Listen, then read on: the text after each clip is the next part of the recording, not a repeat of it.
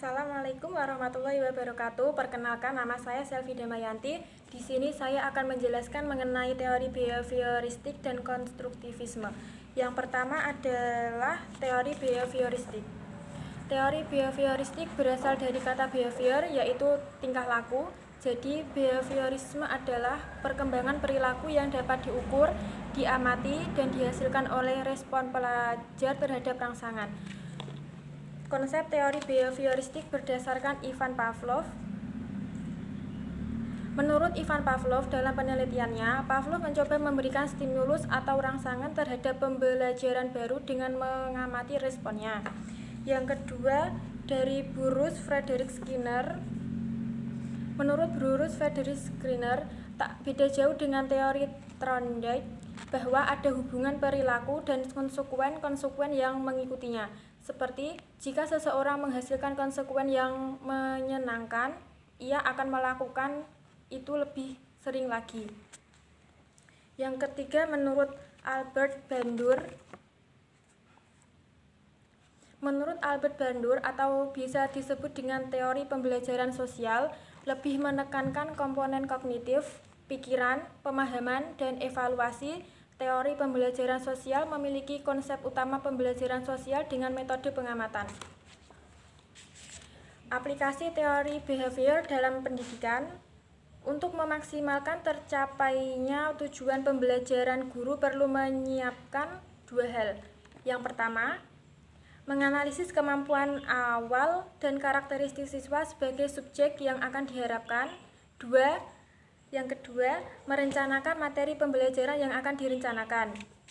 Selanjutnya yaitu teori konstruktivisme.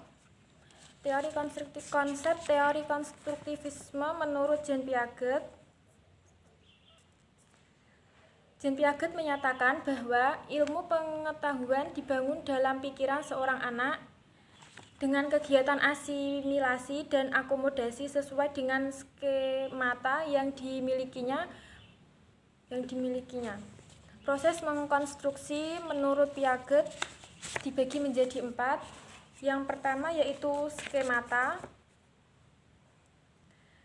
Yang dimaksud dengan skemata adalah sekumpulan konsep yang digunakan ketika berinteraksi dengan lingkungan.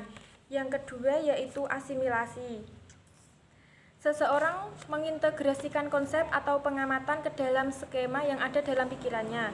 Yang ketiga yaitu akomodasi. Di sini yang dimaksud dengan akomodasi adalah dalam menghadapi pengalaman baru, seseorang tidak dapat mengasimilasikan pengalaman baru dengan skemata yang dimilikinya.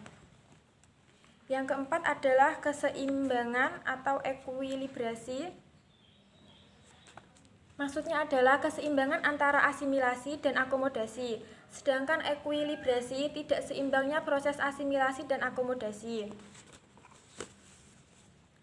Dari kedua teori tersebut, kita dapat menyimpulkan beberapa perbedaan, di antaranya teori behavior menekankan pada keterampilan dasar peserta didik, taat pada kurikulum yang diterapkan, kegiatan pembelajaran banyak mengandalkan buku, peserta didik dianggap sebagai kertas putih kosong yang dapat dicoret, peserta didik bekerja dan belajar dengan kelompok atau diskusi. Sedangkan teori konstruktivisme 1.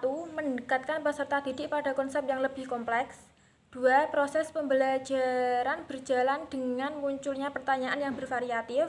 Yang ketiga, kegiatan pembelajaran mengandalkan berbagai sumber. Yang keempat, peserta didik dianggap sebagai pemikir yang memunculkan berbagai ide yang kreatif. Sekian penjelasan teori behavioristik dan konstruktivisme dari saya. Apabila ada salah kata, mohon dimaafkan. Wassalamualaikum warahmatullahi wabarakatuh. Jangan lupa di subscribe.